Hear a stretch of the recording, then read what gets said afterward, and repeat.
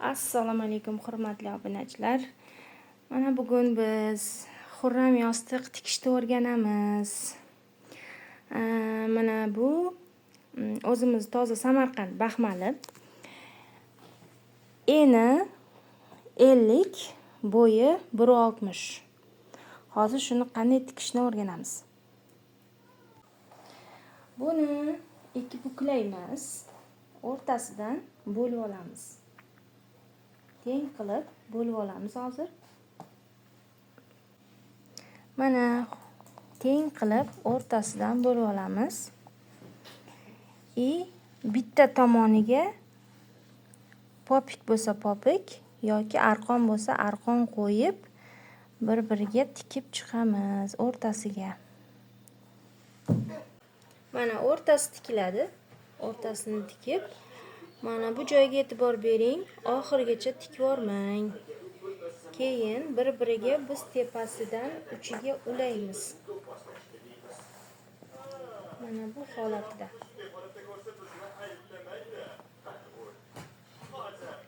Mana shunday.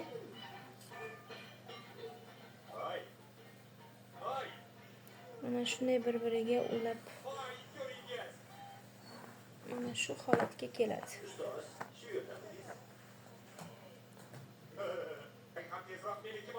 Mana bir-biriga ulangan holati. Ulaganingizdan keyin buni ag'darasiz. Ag'dargandan keyin mana bu ulangan joyi. Endi nima qilamiz? Endi mana shu joydan mana ip yoki rezinka o'tkazish uchun ikki chekkasidan, bu chekkasidan ham, bu tomonidan ham tikib chiqamiz. Mana tikib chiqdik. Mana ip yoki rezinka o'tkazish uchun joy qoldiramiz. Ikki tomonda ham xuddi shunaqa bo'ladi. Ikkita tomondan faqat bitta tomoniga ip o'tkazib, yaxshilab ipini tortib, qattiq boylaymiz. Bitta tomon ochiq qoladi. Buning ichiga yoki sintifon yoki xalafaydir. Maslahatim xalafaydir solgan yaxshi. Birinchi nav xalafaydirni solgan yaxshi. Ham yumshoq emas, ham qattiq emas. Yostiq uchun birinchi navdagi xalafaydirni solganingiz yaxshi. Sintifon ham yaxshi. Sintifon faqat u tez yotib qolishi mumkin, xalafaydir esa yotmaydi. Mana bitta tomoniga xuddi shunaqa bo'ladi. Keyin bitta tomoni ochiq qoladi. Buni ochib, ichiga xalafaydirni to'ldirib, paxta solish maslahat beraman. Paxta solsangiz tappak bo'lib qoladi. Buning ichiga o'sha sintifon yoki xalafaydir solsangiz, mana xuddi mana shunaqa ko'rinishda bo'ladi. Dumaloq xurram yostiq deyiladi bizda. Mana 4 ta komplektimiz hozircha mana shu tayyor tikilgani. Tayyor qildik. Endi buning ichiga xalafaydir solamiz. Xalafaydirimiz mana bu xalafaydir. Kimdir biladi, kimdir bilmaydi. Mana shu xalafaydirdan ichiga solib to'ldiramiz. Detta har bittasiga yarim kilodan xalafaydir ketadi. Bu birinchi navdagi xalafaydir. Xalafaydir solishdan oldin og'zini mana bu ikkinchi tomoniga ham ip o'tkazib olsangiz, solishingiz osonroq bo'ladi. Mana shu xalafaydirni titib solsangiz, podyomi ham baland yaxshi chiqadi. Keyin buni solib bo'lganingizdan keyin og'zini yaxshilab tortib boylaysiz. Solib bo'lgandan keyin mana og'zini yaxshilab tortib boyladik. Buni qayirib ichkarisiga kirgizib yuborasiz. Mana ikkita tomoni ham bir xil bo'ladi. Buni keyin mana solib bo'ldingiz, ikkita tomoni ham bir xil. Ichkari tomondan ikkinchi tomonni ham yaxshilab ushlab, orasini ochiq qoldirasizda ikkita tomondan. yaxshilab ushlab bir-biriga ozroq bunday aylantirib, bu yog'idan bu yog'iga, u tomondan bu tomoniga mana shunday zichlab tikib chiqishingiz kerak.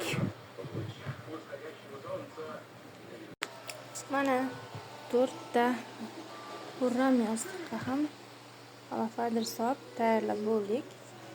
Yoniga mana bunaqa yurakchali komplekt qildik. Juda ham chiroyli chiqdi ham. Buni tikish oson. O'zingiz xohlagan razmeringizga qarab bicha olasiz. Yonidan ozgina joy qoldirib halofadir solasiz. Keyin mana bu xurram yostig'imizni o'rtasiga mana bunaqa kusok mato bo'lsa, o'shandan o'zidan ichiga halofadir solib, bu bonchik yasaymiz.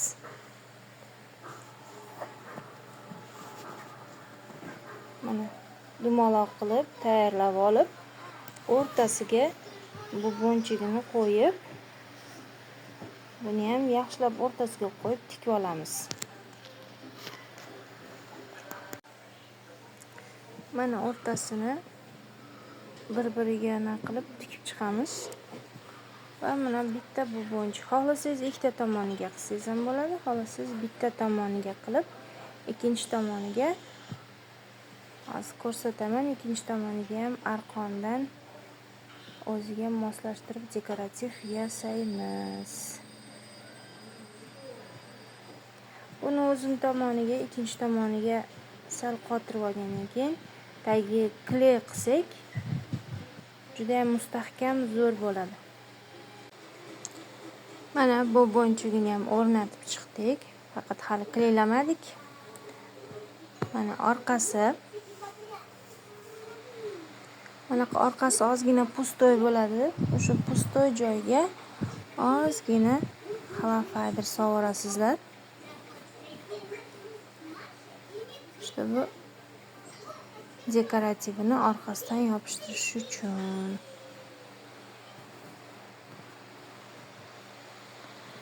Mana agar bu bonchigingiz ozgina katta bo'lib qolsa, ana ichiga kirgizib yuborsangiz bo'ladi. Keyin uje kleylab chiqamiz atrofidan.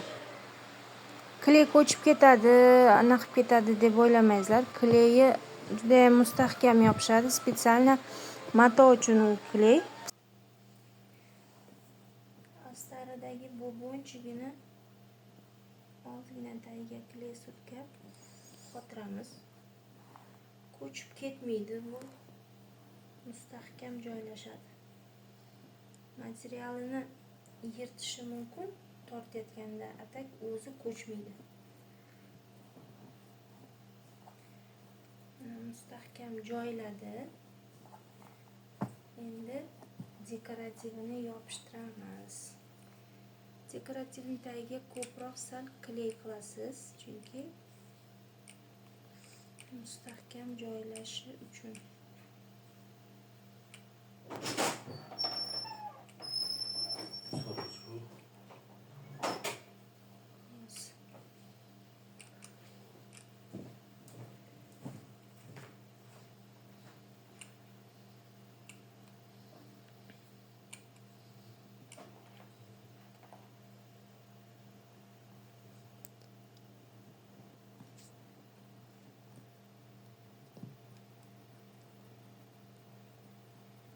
Yana bir bor chekkalariga ham surkab chiqsangiz yanada mustahkam bo'ladi.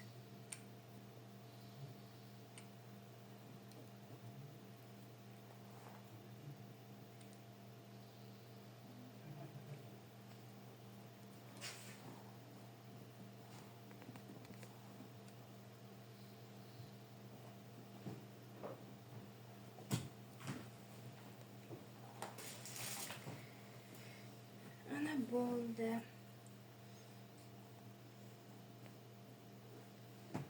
Endi iplarni olib tashlaymiz.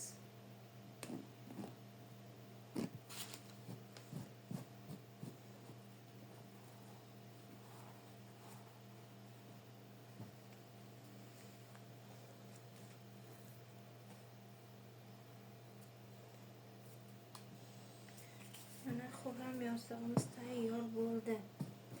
Agar bironta joyga tushunmagan bo'lsangiz, kommentariyaga yozib yuborsangiz, savollaringizga javob yozaman.